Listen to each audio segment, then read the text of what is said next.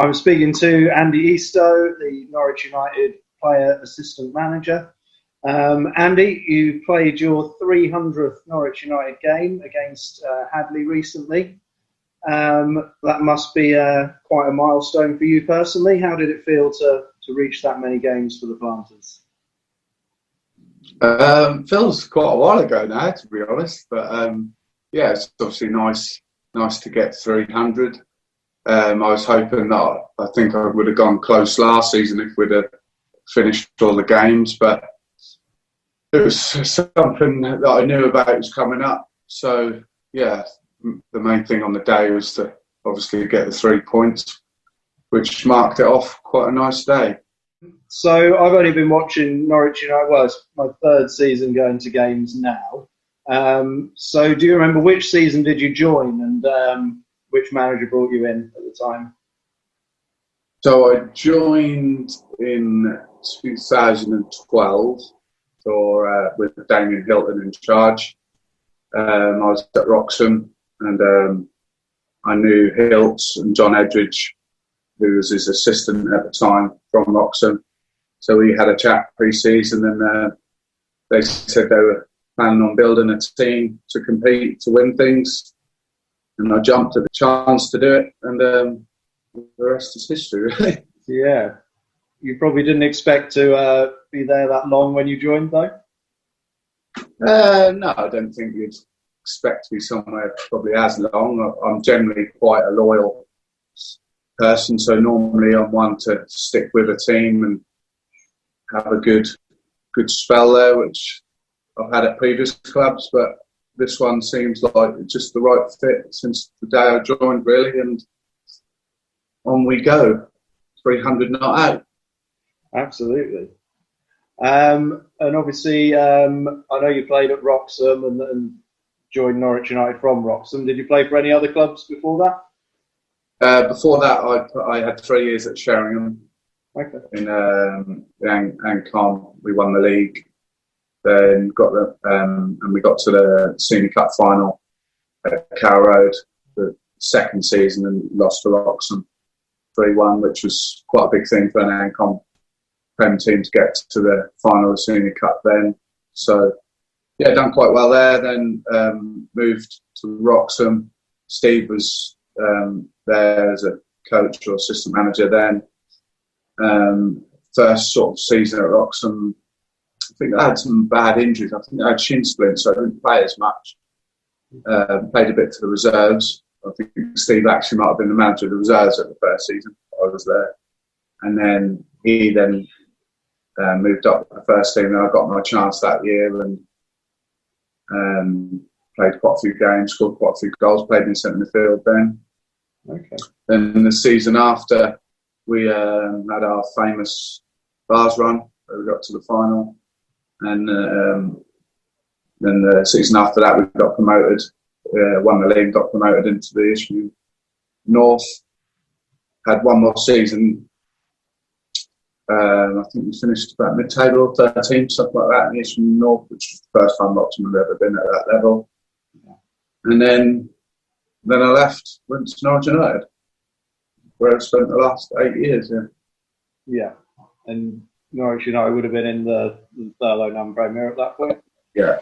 But they were always sort of a mid-table ish type team.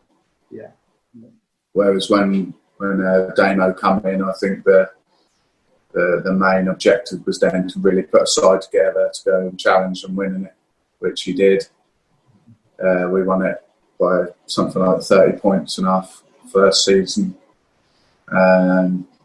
Over 100 points, I think we got, and then the second season we won it again and took the decision to get promoted. Yeah. Was there an issue with the ground or something? Was that the reason? Yeah, I think we could have probably pushed for it under Damo, but there needed quite a bit of things to be done. So we decided not to go up that year, and I think that annoyed God Manchester, I think, who was second at the time. Right. So because the top team didn't go up, that sort of punished them a bit, because they would be strong again next season.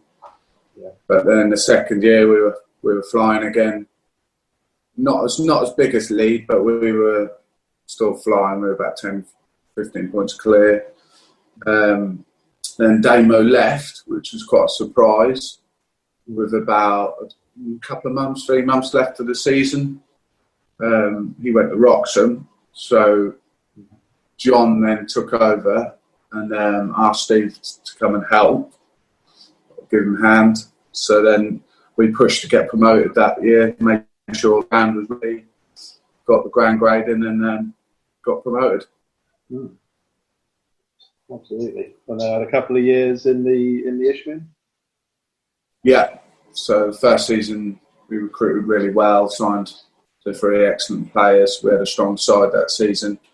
We were always in and around the playoffs for the whole season, really, and just fell short in the end. But for our first season at that level, it's quite a good season. At the end of that season, we then lost quite a few players, big key characters, which cost us. Didn't probably recruit as well, didn't replace them, and had a tough season. I think we started the first 8 games with like a point, something like that. We were always playing catch up from then on, which made it difficult. And I mean, from Christmas onwards, I think we had a really good go at it. We ended on 40 points, and I think that was the highest total that anyone had ever finished bottom in the league before. Yeah. But it just wasn't to be. We were 8 points clear with 3 games to go, and the bottom team 1 or 3. So it's disappointing, really disappointing. That still haunts me now, to be honest. But it took a while to get over it. Although we did have a Senior Cup final a few days later. I was unfortunately injured at that time. I missed the last 3 games and the cup final with a broken wrist. So I kind of blame myself in a funny way for that relegation. So I feel if I'd have been fit, maybe it wouldn't have happened. But it still haunts me. Definitely haunts me to this day. Probably one of my biggest regrets in football. Not much I could have done about it, but you still think if I'd have been playing, that might not have happened. Yeah. But it happens in football, and you just have to carry on and go for the next season after, which we've kind of been doing now for the last 18 months. I think Cedric came in and steadied the ship really well. January, we sort of started to turn results. The back end of that, the tough season, and last season was obviously a really good season. Second, unbeaten for quite a while, going on a good run. I think us in the camp were quite confident that we could have secured the second position to possibly get promoted, but it wasn't to be again. So going into this season, obviously optimism is quite rife between the camp. Everyone's expecting the same sort of thing, even though we lost, our whole goal return season 4, which is sometimes difficult to replace, but we've done our best. I'm really happy with how the season's gone so far, and long may it continue. So just thinking back, what were your sort of first impressions when you joined Norwich United? Were things different to now? Was the ground particularly different? Has the club changed much in the time you've been? I suppose at the time, because I'd been at Wroxham for 4 years and I'd played under David Batcher as our manager, with Steve as assistant, with John Edridge and Carl Fox, things were done so well then. We were so well prepared. You couldn't really ask for anything better. So for me to then move to Norwich United was a bit of not a gamble, but it was a bit of a different change to what I was used to, because there was some really good players there, loads of experience, people I looked up to be honest, as a footballer. So that move was a bit of took a little while to adjust, but I knew Damo was planning on putting a side together, so I had to be patient for the first sort of 6 months while he was able to bring better players in and release some of the ones that were there. And our first season there, I think we finished 3rd. So it was a tougher season than what you probably would have liked. But I knew it was a transition period where the players we were bringing, you could see it was going to slowly get better and better. And then obviously the next 2 seasons after, we won the league by a long way. So it proved that making the move was the right decision. As the club in general, it's always I've played here or played there at Norwich United many times before, so I knew it was a good ground. Pitch was always a little bit deep, but kind of the way I liked it. Chairman has been great from day one, as is Pete Bowyer, Pete Physio still here. So I knew it was a little gamble, but I knew it was the right decision at the time. Excellent. And the looks like we might be neck and neck with Wroxham this season so far, certainly. So good that we're on that level. I've had an unbelievable start, haven't they? 9 wins from 9 at any level is pretty amazing. I know Geordie well, and they've obviously got a good side. They've always had a good side under his management with Adam Jury, Grant Holt. The names. With them kind of names, they're going to have a good side. Yeah. Obviously, with our game coming up, I think it's December 28th. It could be first, be second. Hopefully, we'll be allowed crowds because I'm sure there'll be plenty of people who want to come watch it. Absolutely, yeah. That's always one to look forward to, that Christmas fixture there.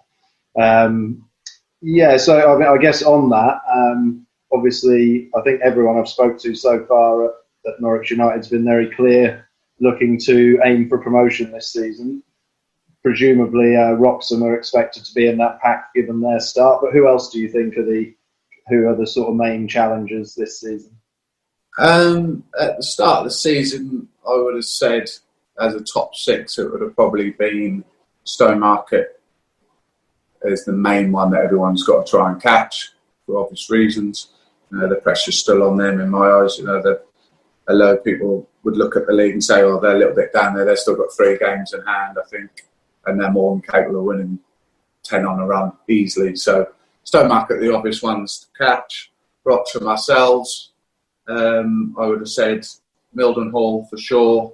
Newmarket, who have had a different start, but on their day can beat anyone. Very strong at home. Probably Bramford would have been my top 6. They look like, I think they're unbeaten, aren't they? So they've got a management team of the brothers who know football, both good players, so they're fully aware of what they need to do to win the league, or certainly compete to win the league.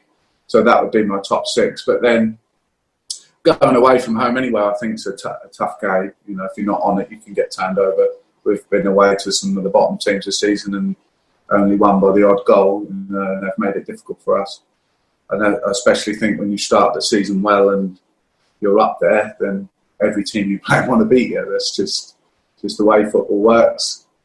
So the more pressure now that we've had a good start, there is more pressure for us to carry it on. And there's the extra 10% that other teams raise to try and stop you. Yeah. I guess in the summer, obviously Steve Eastaugh, your brother, came in as manager, and you handed the captaincy over to Sam Watts, which is a nice touch, and you're now assistant manager as well as playing. How has that been? Have you been enjoying that transition into coaching, and is it difficult to balance that with playing at the same time? How's that all going? Well, Steve had kind of asked me a while ago when he was last time in charge if I wanted to be his number 2, and it's definitely something that I've always wanted to do, but I just didn't feel at that time that I could play to the level that I wanted and have another responsibility in trying to keep Steve on his toes, giving Steve ideas. But then, the older I get, I knew I'd had to make that step at one point. He asked me again in the summer, and it just felt the right fit. Obviously, I still wanted to play, and he knew that. But it's now my time, I think, where I need to start thinking about getting into coaching, management, anything that he needs me to do, really, because it's a tough job at times on your own, and you do need as many bodies and many minds and brains thinking about different things at different times. So it was an easy fit. We speak about football 24/7. We always have done. Even when I'm at one team and he's at another, we still talk about different games on the telly. Always football. So I know him like the back of my hand, and he knows me like the back of his hand. So it was just an obvious decision, really. In terms of the captaincy, one side said yes to the assistant manager job, and that was obvious that I didn't want to be captain. Not that I didn't want to be captain, but I didn't want to take that role as well. And it was a great chance to give it to Sam, who's a worthy captain of any team. And he thinks like I do anyway, so he knows he'll lead when I'm on the pitch. And even though he's got the armband, I feel that he's been a bit of a captain without the armband when I was the captain. So as a pair, we've always thought the same. We've both born winners. So yeah, it's a great fit for him. He deserves it.